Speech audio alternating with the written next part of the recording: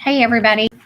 We're going to do the March 10th daily Bible reading out of the one-year Bible. It is the New Living Translation. We'll be in Numbers 14, verse 1 through 15, verse 16. And then Mark 14, 53 through 72. Psalm 53, 1 through 6. And Proverbs 11, 4. Then the whole community began weeping aloud, and they cried all night. Their voices rose in a great chorus of protest against Moses and Aaron. If only we had died in Egypt or even here in the wilderness, they complained. Why is the Lord taking us to this country only to have us die in battle? Our wives and our little ones will be carried off as plunder. Wouldn't it be better for us to return to Egypt? Then they plotted among themselves.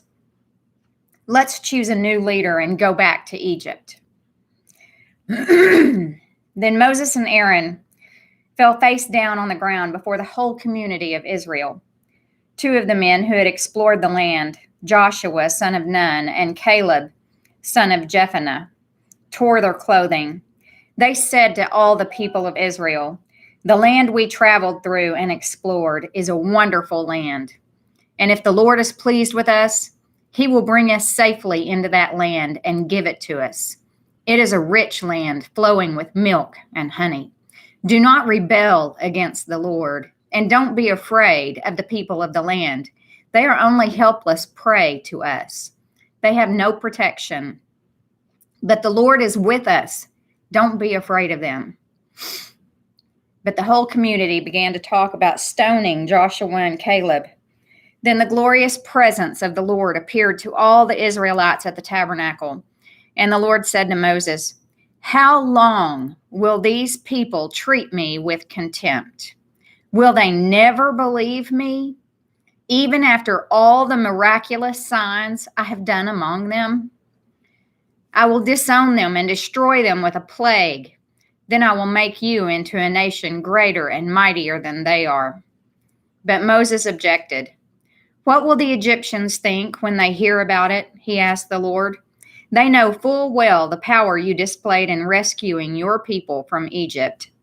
Now, if you destroy them, the Egyptians will send a report to the inhabitants of this land who have already heard that you live among your people.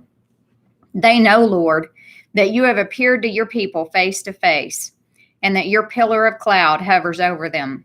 They know that you go before them in the pillar of cloud by day and the pillar of fire by night. Now, if you slaughter all these people with a single blow, the nations that have heard of your fame will say, 'The Lord was not able to bring them into the land he swore to give them, so he killed them in the wilderness.'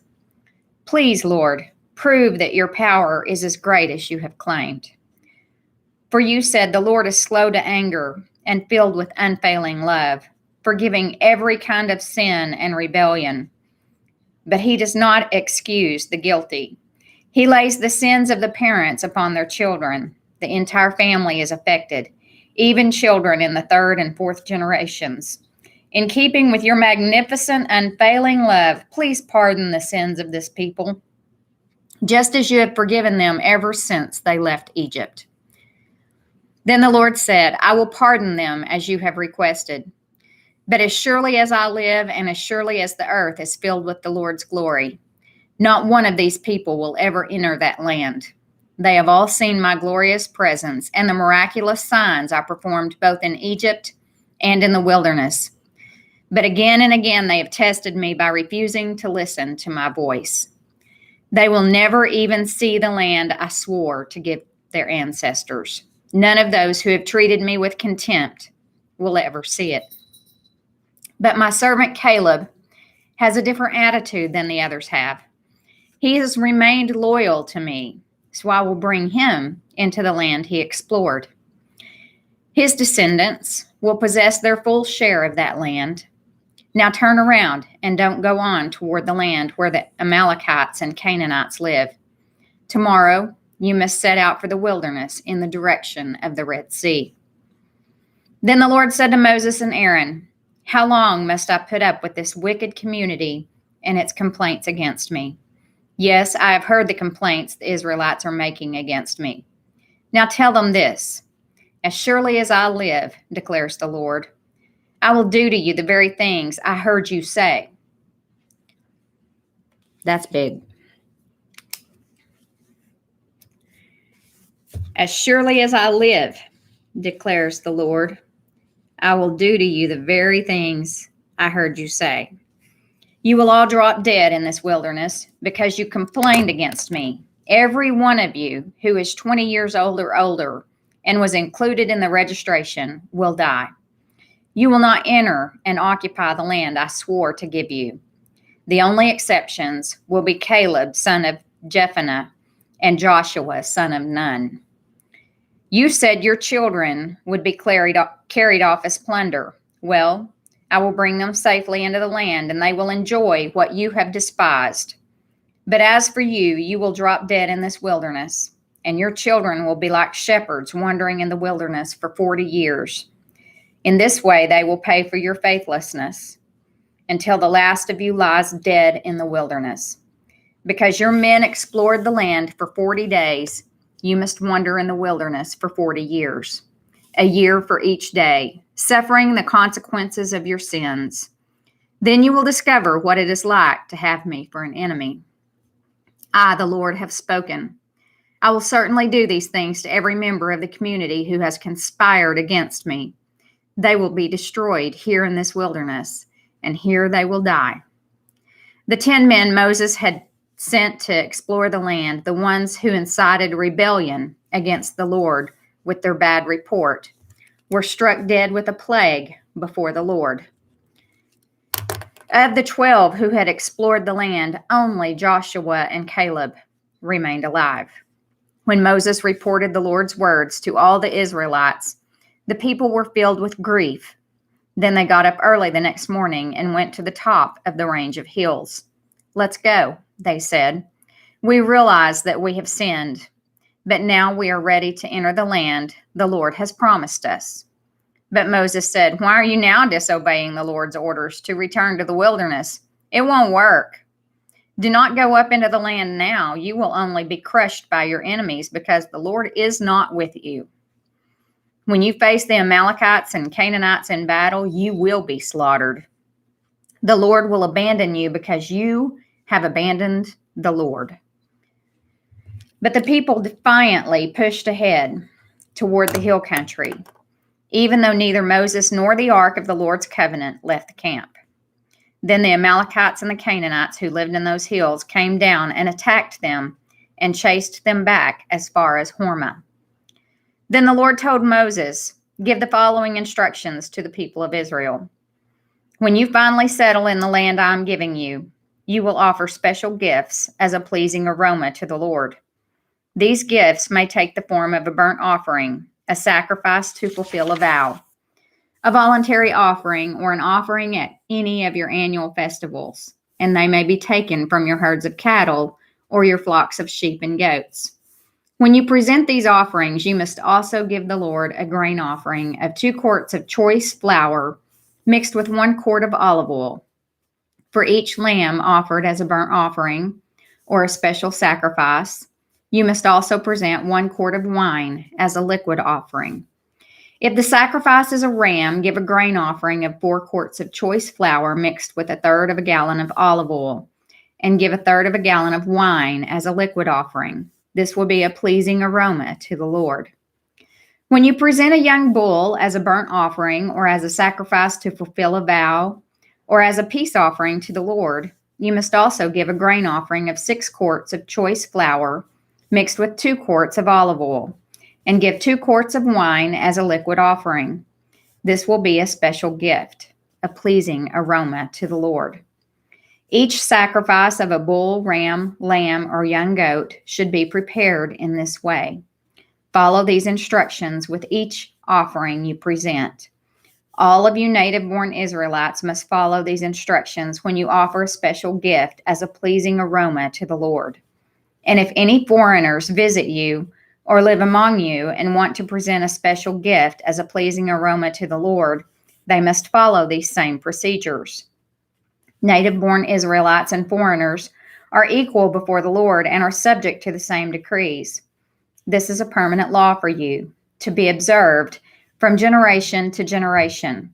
The same instructions and regulations will apply both to you and to the foreigners living among you. Mark chapter 14, verses 53 through 72. They took Jesus to the high priest's home, where the leading priest, the elders, and the teachers of religious law had gathered. Meanwhile, Peter followed him at a distance and went right into the high priest's courtyard.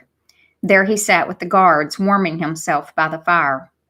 Inside, the leading priest and the entire high council were trying to find evidence against Jesus so they could put him to death, but they couldn't find any. Many false witnesses spoke against him, but they contradicted each other. Finally, some men stood up and gave this false testimony. We heard him say, "I will destroy this temple made with human hands, and in 3 days I will build another, made without human hands." But even then, they didn't get their story straight. Then the high priest stood up before the others and asked Jesus, "Well, aren't you going to answer these charges? What do you have to say for yourself?" But Jesus was silent and made no reply.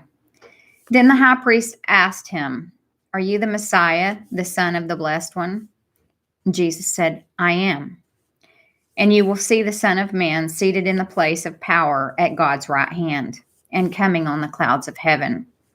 Then the high priest tore his clothing to show his horror and said, "Why do we need other witnesses? You have all heard his blasphemy. What is your verdict?" "Guilty," they all cried. "He deserves to die." Then some of them began to spit at him, and they blindfolded him and beat him with their fist. "Prophesy to us," they jeered, and the guards slapped him as they took him away. Meanwhile, Peter was in the courtyard below. One of the servant girls who worked for the high priest came by and noticed Peter warming himself at the fire. She looked at him closely and said, "You were one of those with Jesus of Nazareth." But Peter denied it. "I don't know what you're talking about," he said, and he went out into the entryway. Just then, a rooster crowed. When the servant girl saw him standing there, she began telling the others, "This man is definitely one of them." But Peter denied it again. A little later, some of the other bystanders confronted Peter and said, "You must be one of them because you are a Galilean." Peter swore, "A curse on me if I'm lying. I don't know this man you're talking about." And immediately, the rooster crowed the second time. Suddenly, Jesus' words flashed through Peter's mind. "Before the rooster crows twice, you will deny 3 times that you even know me." And he broke down and he wept. Psalm 53, verses 1 through 6. For the choir director, a meditation, a psalm of David. Only fools say in their hearts, "There is no God." They are corrupt and their actions are evil. Not one of them does good. God looks down from heaven on the entire human race. He looks to see if anyone is truly wise, if anyone seeks God. But no, all have turned away. All have become corrupt. No one does good, not a single one. Will those who do evil never learn? They eat up my people like bread and wouldn't think of praying to God. Terror will grip them, terror like they have never known before. God will scatter the bones of your enemies. You will put them to shame, for God has rejected them. Who will come from Mount Zion to rescue Israel? When God restores his people, Jacob will shout with joy and Israel will rejoice. Proverbs chapter 11, verse 4. Riches won't help on the day of judgment, but right living can save you from death. And that concludes the March 10th daily Bible reading. Thanks for joining in.